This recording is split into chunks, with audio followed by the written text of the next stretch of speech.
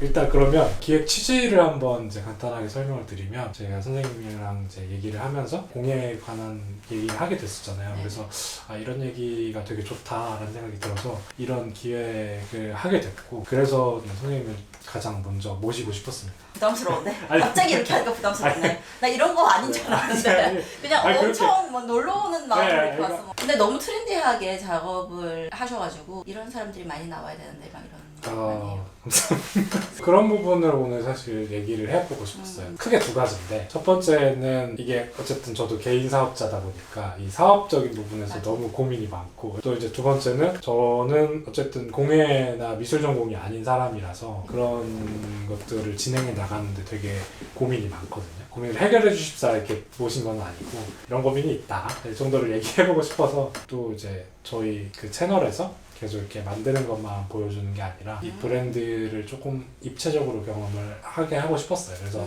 이거를 만드는 사람이 어떤 사람인지 이 세계관을 어떻게 만들어 나가고 있는지를 좀 담고 싶어서 고민 상담하는 거를 네.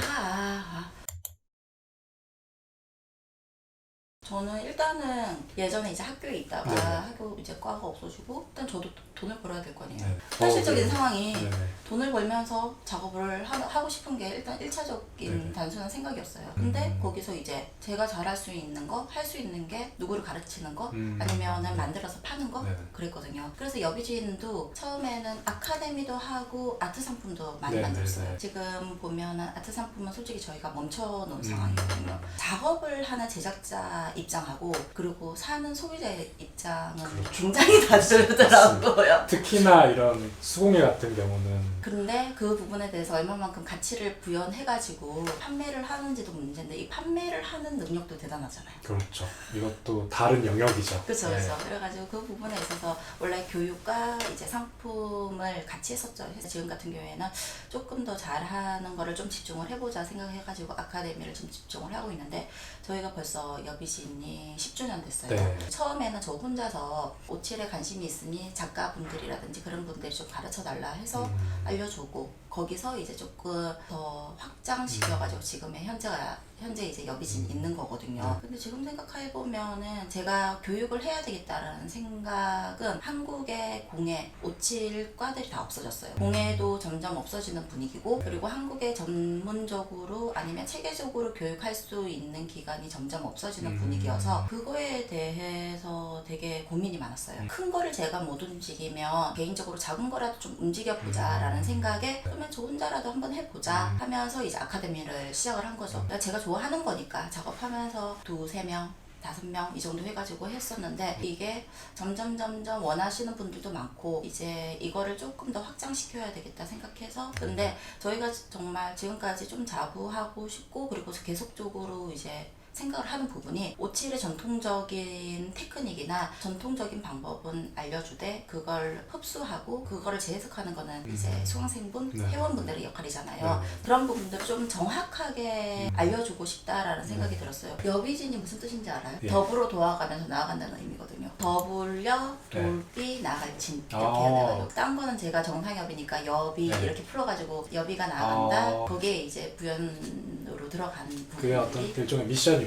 그렇죠. 오. 그러면서 저는 항상 네. 그렇게 생각하거든요. 여비진이라는 그룹이나 크루를 만든 것도 혼자서 할 수 있는 일과 여럿이 모여서 할 수 있는 일의 파워는 다르다고 생각을 하고 그렇구나. 그런 부분에 있어서 아카데미도 마찬가지인 것 같아요. 교육이 가지고 있는 가치와 그런 것들은 점점 더 부가가치가 있다고 생각을 하거든요. 네. 뭐 어떤 물건을 만들어서 파는 것도 가치가 네. 있겠지만 네. 사람과 사람이 만드는 그 관계와 그 만드는 그런 것들은 저한테는 되게 재밌는 것 같아요. 여비진을 이제 가기 전에 하셨던 그 전시 영상을 봤었어요. 근데 그 전시에 나오는 작업들이 제가 생각했던 나전칠기랑 다르더라고요. 아, 보통 나전칠기 생각하면 그 자개장? 네네. 그런 거를 생각을 많이 하는데 나는 다른 거 할 수 있겠다라는 생각을 가지고 있었거든요. 근데 이미 이렇게 다른 작업을 하시는 분들이 있었어요. 여기서 가서 배워보면 재밌는 거 많이 할 수 있겠다는 생각이 있었고 그래서 이제 제가 이제 찾아뵙게 됐어요. 아, 그렇구나. 진짜 많죠. 그런가요? 이렇게 하고 싶은데 못하는 사람이거든요. 오. 저희 멤버들도 그렇게 생각. 굉장히 핫하면서 사람들이 이제 영상을 보는데 저희 같은 진짜 아카데미컬하거든요. 오치를 하려고 따라하는 사람들을 네, 그렇죠. 맞습니다. 솔직히 기준으로 했고 제이님이 하는 거 같은 경우에는 트렌디하고 재밌고 그리고 무슨 어떤 광고를 보는 것 같고 좀 그런 느낌이에요. 이번에 저희 이제 해외원전 할 때도 출품하신 작품 보면은 이제 공간을 이제 디자인을 하셨잖아요. 거기에서 그냥 신발에 붙이면 되지 뭐 이런 단순한 심플하게 생각을 할 수 있지만 그걸 연출을 해서 거기에 공간을 연출한다는 건데 네, 봤어요. 사람이 그렇잖아요. 네. 제가 하고 있지 않은 거 제가 네. 하고 싶은 것들을 하고 있는 사람들은 굉장히 좋게 보이잖아요. 근데 그걸 다 제가 그때 그걸 말했잖아요. 제안서나 이런 것들을 누군가에게 컨택을 하는 것 자체도 굉장히 저는 높이 사고 저도 일 벌리는 거 굉장히 좋아하는데 일 벌리는 포커스가 다른 것 같아요. 그래서 더 좋게 보이는 것 같아요. 앞으로 나가야 할 방향성을 젊은 친구들한테도 제시를 잘 해주시는 것 같아요. 그 몸둘 바를 모르겠네요. 그렇죠? 뭔가 모르라고. 저는 좀 궁금했던 게 네. 저는 사업가적인 능력을 가진 사람은 아니거든요. 경영적인 이런 돈을 메이크 머니를 해야 되는 부분이 분명히 있어야 되잖아요. 그렇죠. 브랜드를 이제 지탱할 수 있는 그런 부분들 그리고서 크게 또 뭔가 일을 벌리려면 이 돈을 벌어야 되잖아요. 맞습니다. 그렇게 이제 영상을 네. 이렇게 올리시고 네. 그럼 많은 사람들한테 흥미 유발을 계속 보여주시는데 네. 거기에서 이제 뭐 사겠다는 사람이 있는 건지 아니면 유튜브로 인해 돈이 좀 많이 벌리시는 건지. 사실은 지금 뭐 유튜브에서 이제 수익이 나는 건 없고요. 아직 수익 창출 조건이 안 됐어요. 근데 어쨌든 저희의 작업물을 전달하기에 유튜브란 플랫폼이 가장 적합하다고 생각을 해서 하고 있는 상태고 그 전까지는 어떻게 생각을 했냐면 우리가 가지고 있는 비전이 괜찮으니까 이걸로 자리를 잡으면 어떻게든 수익이 나겠지? 라는 생각으로 운영을 했고 작년의 목표가 나전체기를 새로운 방법으로 소개를 하자의 방점이 있었다면 올해는 매출을 발생시키자라는 목적으로 좀 여러 가지를 준비하고 있는 상황이긴 해요. 그래서 이제 그런 식으로 공예 상품이랑 이렇게 라이프스타일 브랜드로 시도를 해보려는 게 있어가지고 나전체기를 좀 소개를 해보고 싶다는 생각이 있어서 올해는 그런 매출을 좀 발생시키려고 하는 게 지금 계획으로 잡아놓은 어떤 비즈니스 모델입니다. 그러면은 일단 아트 상품이네요. 그거를 네. 제작을 해가지고 네. 판매를 한다. 네. 쉽지 않죠. 쉽지 않죠. 그거 혹시 조언해 주실 만한 부분이 있으실까요? 제가 생각하기에는 뭐 다들 원가 뭐 이렇게 측정을 하는데 수공예는 그리고 특히 오칠 같은 경우에는 손이 많이 가잖아요. 맞아요. 그리고 시간도 많이 걸리고 그것만큼 공도 많이 들어가는데 거기에 얼마만큼 이 과정에 있어서 가치를 부여하는지가 숙제인 것 같아요. 이게 그러니까 저희가 드린 공임을 그 소비자가 납득을 하는 게 되게 중요하죠. 그렇죠. 근데 제가 생각에 제이님 같은 경우에는 지금까지 유튜브의 전체적인 느낌, 분위기를 보면 일단은 잘 스타트는 된 것 같아요. 어차피 사람들이 이제 소비를 할 때 그 브랜드의 가치를 사는 거랑 똑같은데 그거를 검색해가지고 볼 때 일단 유튜브에서 많이 그런 분위기가 많이 연출되는 거니까 그거는 되게 좋은 것 같은데 그리고 가격 측정이 저는 지금도 너무 어렵거든요.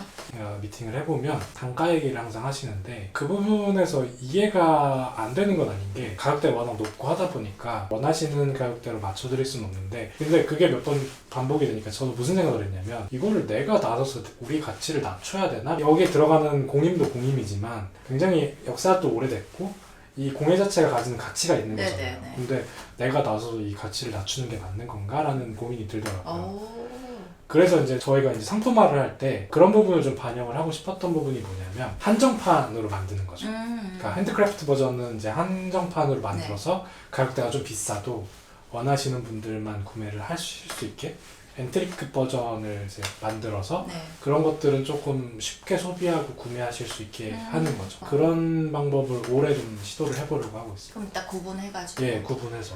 되게 좋은 것 같은데. 네, 저는 그 고민이 항상 있었어요. 단가를 맞추기 위해서 가치를 내리는 게 맞나?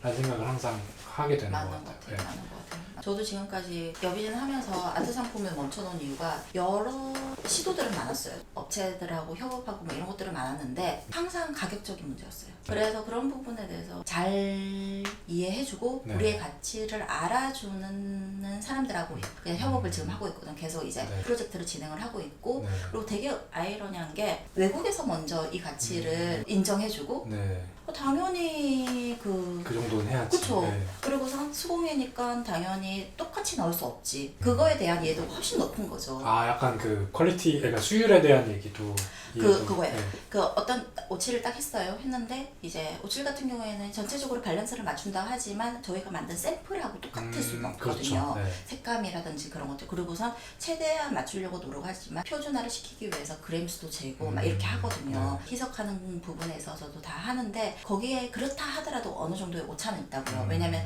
누가 칠을 하는 뭐 어떻게 칠을 하는지에 따라 가지고 이제 그렇죠. 당연히 이제 다를 수가 있거든요. 근데 그런 부분이 벽지를 프린팅 하듯이 똑같이 이렇게 샘플처럼 낼 수가 없어요. 근데 그거를 말을 하면 손이니까 당연히 그게 손맛이지. 그거를 인정을 해주더라고요. 그리고선 그네들하고 계속 진짜 프로젝트를 진행을 하고 하는데 그 부분에 있어서 최고의 브랜드가 그렇게 인정을 해주니 그게 어느 순간 이제 한국도 한번 해볼까 이렇게 돼버리니까 이게 뭐지? 외국에서 인정을 받아야죠. 그 방금 말씀하신 케이스가 그 에르메스 에르메스예요. 케이스. 그래, 맞아요. 담당자분들이 현지인 분들이. 현지인 어우 분들. 진짜. 그런데 그런 부분에 대해서 이해를 다 네, 해주신. 그렇죠, 오, 그렇죠. 역시 그렇지. 글로벌로. 그래서 하면서 역시 하면서 그리고 이게 접근 방식도 현지의 작가들하고 콜라보를 해요. 아 약간 그 로컬라이징. 예, 로컬라이징으로 저탄소 뭐 그런 환경적인 문제로 대해서 현지에서 모든 거를 이제 다 동수해서 하려고 하는 세계적인 분위기가 그렇잖아요. 네. 그러다 보니 한국도 마찬가지거든요. 에르메스는 예전부터 프랑스에 있는 현지 작가들하고 콜라보를 엄청 많이 했대요. 그래서 그런 공방들하고 협업을 되게 많이 하고 있다고 네. 그러더라고요. 그런 것들을 보면 다른 거죠. 수공예에 대한 인식이나 그런 접근 방법이 확실히 좀. 달라. 네. 네. 그래가지고 그게 이제 에르메스가 이제 세 번째까지 다 하고 이제 네 번째가 지금 진행 중이긴 한데 그런 식으로 조금 어떤 수공예의 가치를 인정을 해주니까 저희 작가 입장에서도 되게 훨씬 편한 거죠. 그 작품으로 들어가 있는 낮은 칠기의 문양도 굉장히 잘하신 것 같아요. 전통적인 문양을 현대적으로 풀어내는 사람들이 굉장히 많거든요. 네. 그거를 어떤 식으로 조금 간소화시키는 분들도 있고 그거를 굉장히 구성지게 잘 표현하신 것 같아요. 근데 이거를 모던한 패턴을 풀어내면 사람들이 이걸 낮은 칠기라고 인식을 할까? 소나무를 만들어야 이걸 낮은 칠기라고 인식을 하지 않을까라는 생각이 있었어요. 제가 생각하기에는 아직도 그게 낮은 칠기 하면 전통적인 문양하고 연결이 되는데 맞아요. 전혀 그렇지 않아요. 그렇죠. 그러니까 그거를 제가 생각하기에는 네. 이런 것도 있다라는 거를 젊은 사람들이 제시를 해야 된다고 생각을 하거든요. 그래서 저희가 계속적으로 낮은 칠기함을 한동안 굉장히 많이 만들었어요. 자개를 이용해가지고 전통적인 기법을 빼곡히 채워 넣는 것도 있지만 이렇게도 가능하다라는 걸 제시를 해드리는 거거든요.